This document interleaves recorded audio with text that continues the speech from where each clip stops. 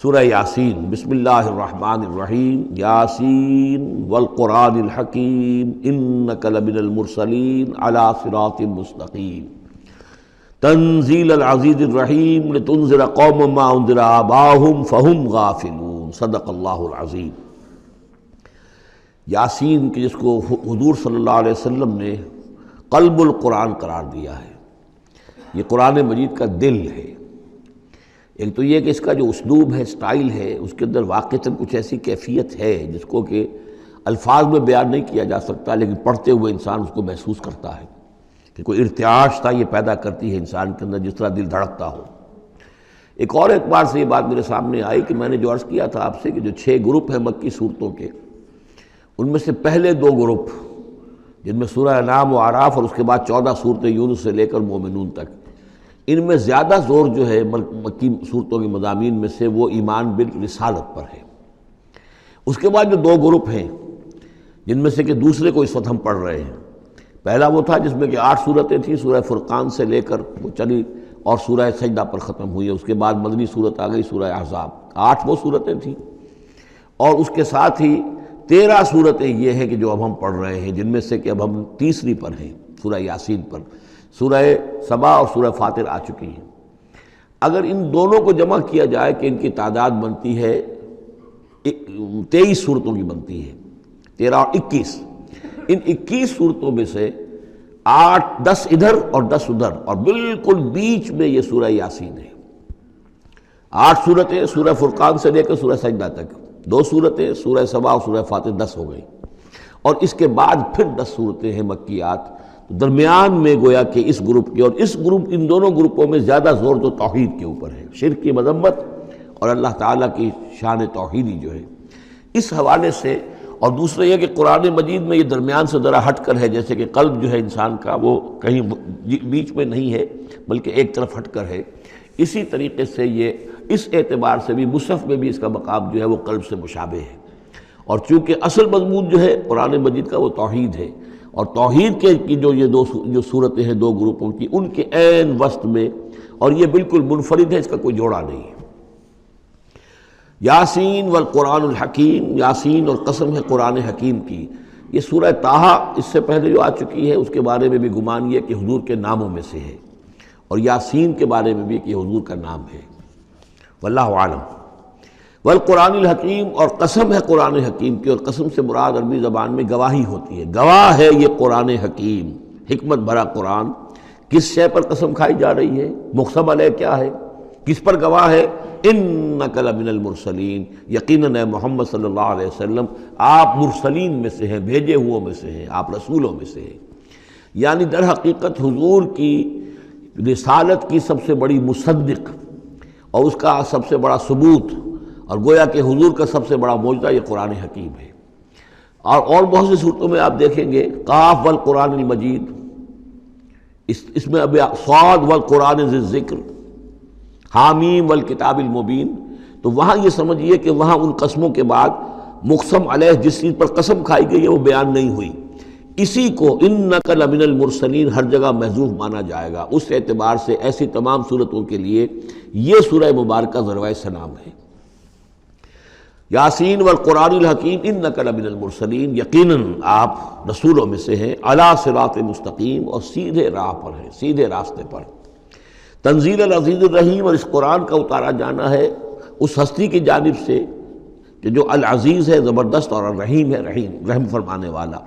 لتنذر قوما ما انذر آباؤہم فہم غافلون، تاکہ آپ خبردار کر دیں اس قوم کو کہ جن کو اس سے پہلے خبردار نہیں کیا گیا، جن کے آباء و اجداد کو خبردار نہیں کیا گیا، فہم غافلون، پس وہ غافل ہے، بے خبر ہیں، انہیں نہ نبوت کا پتہ ہے، نہ رسالت کا پتہ ہے، نہ کتابوں کا پتہ ہے، نہ شریعت کا پتہ ہے۔ یہی مضمون تقریباً سورہ سجدہ میں بھی آ چکا ہے، فہم غافلون۔ ایک طرح سے گویا کہ ان کی طرف سے ایک رعایت کا انداز ہے جو یہاں اختیار کیا گیا ہے کہ یہ لوگ ان کا غافل ہونا بالکل قرین قیاس ہے، اس لیے کہ ان کے ہاں کوئی نبی آیا نہیں، کوئی رسول آیا نہیں، کوئی کتاب آئی نہیں۔ لقد حق القول علی اکثرہم، لیکن اب صورتحال یہ بن گئی ہے کہ حضور کے آنے کے بعد ان کی دعوت کو قبول نہ کر کے اب یہ اس جگہ پہنچ گئے ہیں کہ لقد حق القول علی اکثرہم، ان کی اکثریت و عذاب الہی کے مستحق ہو چکی ہے۔ اللہ کا قول یا اللہ کا قانون جو ہے وہ ان کے اوپر لگ چکا ہے. جیسے آپ کہتے ہیں فلاں دفعہ لگ گئی ہے، تو قانون خداوندی کی وہ دفعہ جو ہے عذاب کی وہ ان کے اوپر لگ چکی ہے. لقد حق القول علی اکثرہم فہم لا یؤمنون، تو وہ ایمان نہیں لائیں گے. انا جعلنا فی اعناقہم اغلال، ہم نے ان کی گردنوں کے اندر طوق ڈال دیے ہیں. فہی الی الاذقان، اور وہ طوق جو ہے ان کی ٹھوڑیوں تک ہیں. فہم مقمحون، جس کی وجہ سے ان کی گردنیں الل رہی ہیں، اونچی ہو گئی ہیں. یعنی انسان سامنے دیکھے تو اسے کچھ نظر آئے گا، لیکن ان کے طوق ایسے ڈال دیے گئے ہیں کہ ان تھوڑیوں کو اوپر کر دیا ہے انہوں نے، جس کی وجہ سے ان کی نگاہیں جو ہے وہ ادھر ہو گئی ہیں، تو اب ان کو نظر نہیں آ رہا. وَجَعَلْنَا مِن بَيْنِ أَيْدِيهِمْ سَدًّا، ہم نے ان کے سامنے بھی دیواریں حائل کر دی ہیں. وَمِن خَلْفِهِمْ، اور ان کے پیچھے بھی. یہ مضمون اس سے پہلے اس کے بعد بھی آئے گا اس سورہ مبارکہ میں، تو سمجھ لیجئے اس کی تعبیر یہی ہے کہ انسان کے سامنے وہ سب کچھ ہے جو آیات ہیں، آیات آفاقی. ان فی خلق السماوات والارض واختلاف اللیل والنہار، یہ ہمارے آنکھوں کے سامنے ہیں، یہ ساری آیات یہ سامنے ہیں. اور ایک ہے وہ تاریخی جو آیات ہیں، آیات تاریخی، ایام اللہ، کیا کیا ہوا ہے قوموں کے ساتھ. تو گویا کہ یا تو انسان سبق حاصل کرتا ہے التذکیر بآلاء اللہ سے، اور یا سبق حاصل کرتا ہے التذکیر بایام اللہ سے جو پچھلی تاریخ ہے. لیکن یہ وہ بدبخت ہیں کہ ان کی آنکھوں کے اوپر سامنے بھی ان کے جو ہے وہ دیوار حائل ہو چکی ہے کہ اس دنیا کے اندر جو نشانیاں اللہ کی ہیں ان کو نہیں دیکھ پا رہے، اور ان کے پیچھے بھی دیوار حائل ہو چکی ہے کہ ماضی کی تاریخ سے بھی یہ کوئی سبق حاصل نہیں کر پا رہے. وَجَعَلْنَا مِن بَيْنِ أَيْدِيهِمْ سَدًّا وَمِنْ خَلْفِهِمْ سَدًّا فَأَغْشَيْنَاهُمْ، تو ہم نے ان کو ڈھانپ دیا ہے. فَهُمْ لَا يُبْصِرُونَ، اب وہ دیکھ نہیں سکتے. وَسَوَاءٌ عَلَيْهِمْ أَنذَرْتَهُمْ أَمْ لَمْ تُنذِرْهُمْ لَا يُؤْمِنُونَ، یہ سورۃ البقرہ کی آیت جو ہے وہ جو کہ تو آ گئی ہے. اب ان کے حق میں بالکل برابر ہے نبی، خواہ آپ انہیں انذار فرمائیں اور خواہ نہ فرمائیں، یہ ایمان لانے والے نہیں ہیں. انما تنذر من اتبع الذکر، آپ خبردار تو انہی کو کر سکتے ہیں جو ذکر کی پیروی کریں، ذکر کو سنیں، اس پر توجہ کریں، اس کا اتباع کریں. وخشی الرحمن بالغیب، اور غیب میں ہوتے ہوئے بھی رحمان کا ان کے اندر خوف ہو، خشیت ہو. فبشرہ بمغفرۃ واجر کریم، تو ایسے لوگوں کو آپ بشارت دے دیجئے مغفرت کی اور بہت بڑے اجر کی. انا نحن نحیی الموتیٰ ونکتب ما قدموا وآثارہم، یقیناً ہم ہی ہیں کہ جو زندہ کریں گے مردوں کو. انا نحن نحیی الموتیٰ ونکتب، اور ہم لکھ رہے ہیں ما قدموا، جو کچھ کہ انہوں نے آگے بھیجا. یعنی انسان مرنے سے پہلے اپنی زندگی میں جو اعمال بھیج رہا ہے، جو اس کے اعمال نامے میں درج ہو رہے ہیں، جو کریڈٹ اور ڈیبٹ ہو رہا ہے. وآثارہم، اور اپنے پیچھے جو وہ اثرات چھوڑ گئے ہیں. کسی نے کوئی کسی نیک کام کا آغاز کیا ہے تو اب ظاہر بات ہے اس کے بعد اس کام کا تسلسل ہے، تو اس کام کا اجر و ثواب اس کے حساب میں لکھا جاتا رہے گا جب تک کہ وہ نیک کام دنیا میں جاری رہے گا. اسی طرح کسی نے کسی بے حیائی کے کام کا آغاز کیا ہے، کسی نے کوئی اور اسی طرح کی شرارت جو ہے وہ شروع کی ہے، تو جہاں تک یہ شرارت دنیا میں رہے گی، اس کے اثرات جہاں تک پہنچیں گے تو اس کے حساب میں جو ہے اس کا جرم جو ہے اس کے ہاں بھی لکھا جاتا رہے گا. تو نکتب ما قدموا وآثارہم، ہم لکھ رہے ہیں جو کچھ انہوں نے آگے بھیج دیا ہے وہ بھی، اور جو ان کے آثار ہیں جو یہ پیچھے چھوڑ کر آئیں گے اثرات اپنے اعمال کے، چاہے وہ اعمال بد ہیں یا نیک، ہم لکھ رہے ہیں. وَكُلَّ شَيْءٍ أَحْصَيْنَاهُ فِي إِمَامٍ مُبِينٍ، اور ہم نے ہر چیز کو احاطہ کیا ہوا ہے پوری طریقے سے ایک ایسی کتاب میں جو کھلی ہوئی کتاب ہے. امام مبین، وہی جو ام الکتاب بھی جسے کہا گیا ہے بار بار، یہ اللہ تعالیٰ کا علم قدیم ہے. وَاضْرِبْ لَهُم مَثَلًا أَصْحَابَ الْقَرْيَةِ، اور ان کے سامنے مثال ایک بیان کیجئے ایک بستی والوں کی. اِذْ جَاءَ الْمُرْسَلُونَ، جب کہ ان کے پاس رسول آئے. اِذْ أَرْسَلْنَا إِلَيْهِمُ اثْنَيْنِ، جب کہ ہم نے پہلے بھیجے ان کی طرف دو رسول. اب اس کے بارے میں بہت سی آراء ہیں. ایک عام خیال یہ ہے کہ اصل میں یہاں رسول سے مراد اللہ کے نبی نہیں، اللہ کے رسول نہیں، بلکہ کسی اللہ کے رسول ہیں. یعنی یہ کہ اللہ تعالیٰ نے کسی رسول کو بھیجا، اس رسول نے پھر اپنے شاگردوں کو، اپنے حواریین کو، زیادہ خیال حضرت مسیح کے حواریین کے بارے میں ہے کہ انہوں نے جب جا کر ان میں سے دو حضرات نے انطاکیہ میں تبلیغ کی تھی. اینٹیوک، انطاکیہ جو شہر ہے، جو کہ یہ سمجھیے کہ شام اور ترکی کے تقریباً سرحد پر ہے. تو انطاکیہ میں جو معاملہ ہوا، یہ ماجرا ہوا، یہ خیال ہے، لیکن یہ بھی ہو سکتا ہے کہ اللہ ہی کے براہ راست نبی ہوں، اس لیے کہ رسول کے رسول یہ لفظ جو ہے بعض احادیث میں آئے ہیں. حضور نے جب مدینہ تشریف لائے تھے آپ صلح حدیبیہ کے بعد، تو وہاں چونکہ آپ نے بیعت لی تھی مسلمانوں سے، بیعت جو صحابہ کرام نے کی تھی بیعت رضوان، تو مدینے آ کر پھر آپ نے خواتین سے بھی بیعت لی. اس کے لیے حضرت عمر کو بھیجا کہ جاؤ تم میری طرف سے، میری جانب سے تم بیعت لے لو. تو وہ جب گئے ہیں خواتین کے مجمع میں تو انہوں نے جو الفاظ کہے وہ یہ کہ انا رسول اللہ، میں اللہ کے رسول کا رسول ہوں۔ اللہ نے رسول کو بھیجا محمد کو صلی اللہ علیہ وسلم، اور محمد نے بھیجا ہے مجھے آپ کے پاس۔ اسی طریقے سے حضرت سعد بن ابی وقاص کا جو قول تھا، جو ایرانیوں سے انہوں نے کہا تھا انا قد ارسلنا، ہم بھیجے گئے ہیں، اللہ نے بھیجا اپنے رسول کو محمد کو اور انہوں نے بھیجا ہے ہمیں۔ تو یہ امکان تو موجود ہے لیکن یقین سے ہم نہیں کہہ سکتے۔ بہرحال ان کے پاس پہلے کوئی دو رسول بھی ہو سکتے ہیں، جیسے کہ حضرت موسیٰ کے ساتھ حضرت ہارون بھی تھے۔ فَكَذَّبُوهُمَا، تو انہوں نے دونوں کو جھٹلا دیا۔ فَعَزَّزْنَا بِثَالِثٍ، تو ہم نے ان دو کو مزید قوت دی ایک تیسرے سے، ایک تیسرا اور رسول بنا کر ہم نے بھیج دیا۔ فَقَالُوا إِنَّا إِلَيْكُمْ مُرْسَلُونَ، انہوں نے کہا ان لوگوں سے، اس بستی والوں سے، کہ ہم تمہاری طرف بھیجے گئے ہیں اللہ کی طرف سے۔ قَالُوا مَا أَنْتُمْ إِلَّا بَشَرٌ مِثْلُنَا، انہوں نے کہا کہ تم نہیں ہو مگر ہم جیسے انسان۔ وَمَا أَنزَلَ الرَّحْمَٰنُ مِن شَيْءٍ، اور رحمان نے کوئی شے نہیں اتاری ہے۔ إِنْ أَنْتُمْ إِلَّا تَكْذِبُونَ، یہ تم سب جھوٹ بول رہے ہو، تمہیں جھوٹ گھڑ لیا ہے۔ قَالُوا رَبُّنَا يَعْلَمُ إِنَّا إِلَيْكُمْ لَمُرْسَلُونَ، اور ظاہر بات ہے کہ کوئی اور دلیل تو وہ نہیں دے سکتے۔ انہوں نے اپنے اس یقین کا، اذعان کا پھر دوبارہ اظہار کیا، ان کا نہیں، ہمارا رب جانتا ہے کہ ہم تمہاری طرف اس کی جانب سے بھیجے ہوئے ہیں۔ وما علینا الا البلاغ المبین، ساتھ یہ بھی جان لو کہ ہماری کوئی اور ذمہ داری نہیں ہے سوائے اس کے کہ اللہ کا پیغام تم تک صاف صاف پہنچا دیں۔ قالوا انا تطیرنا بکم، ان کا کہ ہمیں تو آپ کی نحوست سے کچھ اندیشہ ہے کہ آپ لوگ جو ہے آپ کی وجہ سے ہم پر کوئی نحوست نہ آ جائے، کوئی اللہ کی پکڑ نہ آ جائے۔ انا تطیرنا بکم لئن لم تنتہوا، اگر تم لوگ باز نہ آئے جو بھی تم دعوت دے رہے ہو، لنرجمنکم، تو ہم تمہیں سنسار کر دیں گے، ولیمسنکم منا عذاب علیم، اور یا یہ کہ کوئی اور عذاب علیم تمہیں پہنچے گا ہماری جانب سے۔ قالوا طائرکم معکم، ان کا تمہاری نحوست تو تمہارے اپنے ساتھ ہے۔ اَإِن ذُكِرْتُم، تم یہ بات کہہ رہے ہو کہ تمہیں ہم نصیحت کر رہے ہیں، تمہیں نصیحت کی گئی ہے، یاد دہانی کرائی جا رہی ہے، تمہاری اپنے قلوب کے اندر یہ حقائق موجود ہیں، ذرا کبھی دیکھو۔ وفی انفسکم افلا تبصرون، ہم تو صرف یاد دہانی کرانے کے لیے آئے ہیں۔ اَإِن ذُكِرْتُم بل انتم قوم مسرفون، لیکن یہ کہ تم لوگ جو ہو بہت ہی حد سے بڑھ جانے والے ہو۔ وجاء من اقصى المدینۃ رجل یسعى، اب اس بستی کے لوگوں میں سے ایک شخص آیا دوڑتا ہوا، اور بستی کے پرلے سرے سے۔ قال یا قوم اتبعوا المرسلین، تو انہوں نے کہا، اس شخص نے آ کر کہا، اے میری قوم کے لوگوں، ان رسولوں کی بات کا اتباع کرو، ان کی پیروی کرو، ان کو مانو، ان کی تصدیق کرو۔ اتبعوا من لا یسألکم اجرا، دیکھو انہوں نے تم سے کوئی اجرت نہیں مانگی، تم سے کوئی اور کسی شے کا تقاضا نہیں کیا، پیروی کرو ان کی جو تم سے کسی اجر یا اجرت کے طالب نہیں۔ وہم مہتدون، اور دیکھو ان کی سیرتیں، دیکھو ان کے کردار، دیکھو یہ لوگ جو ہے ہدایت یافتہ ہیں، ان کی شخصیتیں، ان کی سیرتیں۔ وَمَا لِيَ لَا أَعْبُدُ الَّذِي فَطَرَنِي، اور اس شخص نے، یہ بستی والوں میں سے وہ شخص ہے، انہوں نے کہا مجھے کیا سبب ہو سکتا ہے کہ میں نہ بندگی کروں اس ہستی کی جس نے مجھے پیدا کیا ہے؟ یہی تو دعوت لے کر آئے ہیں کہ خدا واحد کی بندگی کرو، تو کیا رکاوٹ ہے؟ ما لیا، کیا سبب ہو سکتا ہے لاحق مجھے کہ میں نہ پوجوں اور نہ پرستش کروں اس کی کہ جس نے مجھے پیدا کیا؟ وَإِلَيْهِ تُرْجَعُونَ، اور اسی کی طرف تمہیں لوٹا دیا جائے گا۔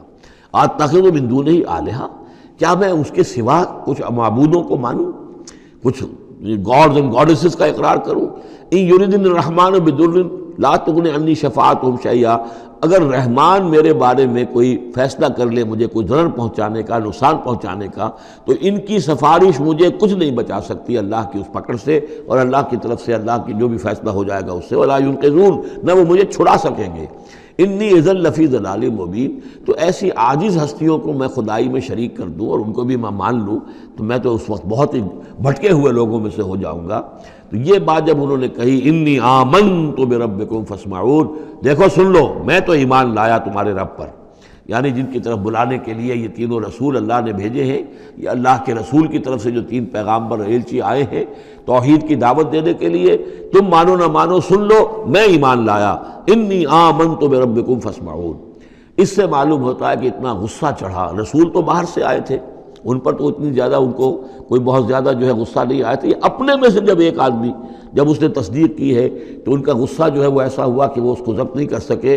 قیل ادخل الجنہ، یعنی انہوں نے فوراً اسے قتل کر دیا، اور جب قتل ہو جاتا ہے کوئی اللہ کی راہ میں تو چونکہ جو مقتول ہے اللہ کی راہ میں، جس کو ہم شہید کہتے ہیں، اس کے لیے انتظار نہیں ہے یوم حشر کا، بلکہ وہ سیدھا جنت میں اسی وقت جاتا ہے۔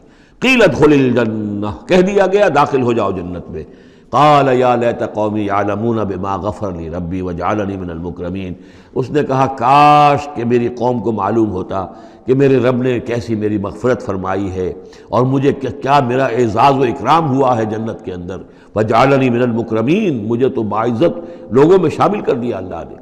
تو چنانچہ اس کا تو نقشہ آپ خود جو ہے اس کو ویژولائز کیجئے کہ جو بھی وہ شخص تھا، اس کی کوئی بیوی ہوگی وہ رو رہی ہوگی، اس کے بچے ہوں گے وہ رو رہے ہوں گے، اس کے ماں باپ اگر تھے تو وہ جو ہیں ان کو غشی طاری ہو رہی ہوگی کہ ہمارا بیٹا جو ہے اس طرح ہلاک کر دیا گیا۔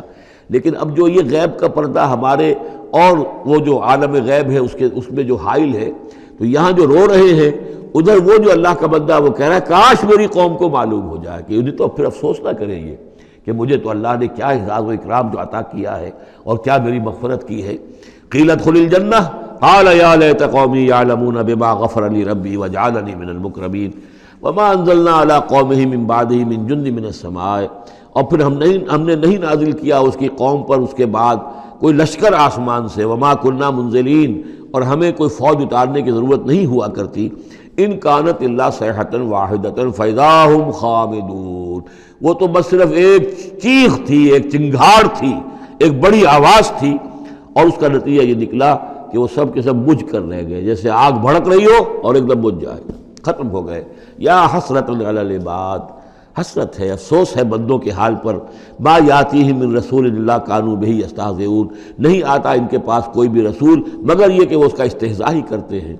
الم یروا کم اہلکنا قبلہم من القرون، کیا انہوں نے دیکھا نہیں کتنی ہی بستیوں کو اور کتنی نسلوں کو اور قوموں کو ہم نے ان سے پہلے ہلاک کیا ہے، انہم الیہم لا یرجعون، کہ وہ ان کی طرف لوٹ کر نہیں آتے، چلے گئے، سب کے سب چلے گئے، ختم ہو گئے، ماضی کا ایک حصہ بن چکے ہیں۔ وَإِن كُلٌّ لَمَّا جَمِيعٌ لَدَيْنَا مُحْضَرُونَ، لیکن اس کا یہ مطلب نہیں کہ وہ معدوم ہو گئے، اب لوٹ کر تو نہیں آئیں گے دنیا میں، لیکن موجود تو ہیں، عالم برزخ میں تو ہیں، لوٹ کر دنیا میں نہیں آئیں گے، معدوم نہیں ہو گئے، لیکن یہ کہ ان میں سے کوئی بھی نہیں ہے مگر یہ کہ ہم سب کو جمع کر دیں گے، وہ سب ہمارے پاس محضرون حاضر کر دیے جائیں گے، پکڑے ہوئے آئیں گے۔ وَآیَةٌ لَهُمُ الْأَرْضُ الْمَيْتَةُ، اور ان کے لیے ایک نشانی ہے، آیت ہے، یہ زمین جو مردہ پڑی ہوتی ہے، احییناھا، ہم اسے زندہ کر دیتے ہیں، بارش برساتے ہیں اور اس میں زندگی کے آثار شروع ہو جاتے ہیں۔ وَأَخْرَجْنَا بِهَا حَبًّا، اور اس سے ہم اناج پیدا کرتے ہیں، مِنْهُ يَأْكُلُونَ، جس کو وہ کھاتے ہیں، جو ان کے لیے غذا بنتا ہے۔ وَجَعَلْنَا فِيهَا جَنَّاتٍ مِّن نَخِيلٍ، اور ہم نے ان کے لیے بنا دیے ہیں باغات کھجور کے، وَأَعْنَابٍ، اور انگوروں کے، وَفَجَّرْنَا فِيهَا مِنَ الْعُيُونِ، اور اس میں ہم نے چشمے جاری کر دیے ہیں، لِيَأْكُلُوا مِن ثَمَرِهِ، تاکہ وہ اس کے جو میوے ہیں ان کو کھائیں۔ وَمَا عَمِلَتْهُ أَيْدِيهِمْ، یہ ان کے ہاتھوں نے تو نہیں بنایا، یہ کھجور کس نے بنائی ہے، یہ انگور کس نے بنا دیے ہیں، کیا انہوں نے اپنے ہاتھوں سے بنائے ہیں؟ یہ آگے چل کے سورہ واقعہ میں آئے گا کہ یہ چیزیں ہم اگاتے ہیں، نحن المنشئون، یا کسی اور نے ان کو اگایا ہے، کون پیدا کرتا ہے؟ اللہ تعالیٰ پیدا کرتا ہے، پالتا ہے بیج کو مٹی کی تاریکی میں، کون کرتا ہے، کون تو فرمایا کہ یہ ان کے ہاتھوں کے تو یہ بنائے ہوئے نہیں ہے۔ افلا یشکرون، تو کیا یہ شکر نہیں کرتے؟ سبحان الذی خلق الازواج کلھا، بڑا پاک ہے وہ کہ جس نے پیدا کیا ہے تمام جوڑوں کو، جتنے بھی ہیں، کلھا مما تنبت الارض، جو زمین سے پیداوار ہوتی ہے وہ بھی جوڑوں کی شکل میں ہے، ومن انفسہم، خود یہ جوڑوں کی شکل میں ہے، مرد اور عورت، ومما لا یعلمون، اور اس طرح اور بہت سی ہماری مخلوقات بھی نہیں جانتے بھی نہیں ہیں، وہ بھی جوڑوں کی شکل میں ہے۔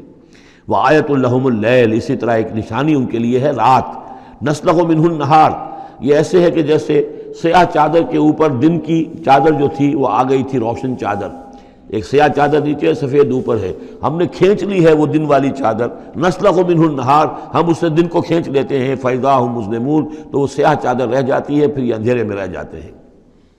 والشمس تجری لمستقر لہا، اور سورج چل رہا ہے اور چلتا رہے گا، اس کا ایک مستقر ہے، اس کا ٹھہرا ہوا راستہ ہے جس پر یہ چل رہا ہے۔ ذالک تقدیر العزیز العلیم، اور یہ اندازہ جو ہے کیا ہوا ہے اس کا جو العزیز ہے، العلیم ہے، زبردست ہے اور علم والا ہے۔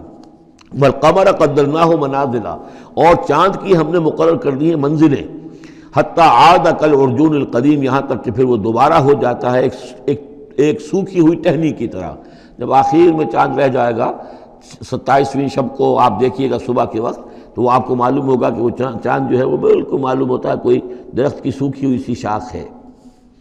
ارجون القدیم لا الشمس ينبغي لها ان تدرك القمر، نہ تو یہ امکان ہے چاند سورج کے لیے کہ وہ پکڑ لے جا کر قمر کو، یہ ایک دوسرے کے پیچھے ہی ہیں۔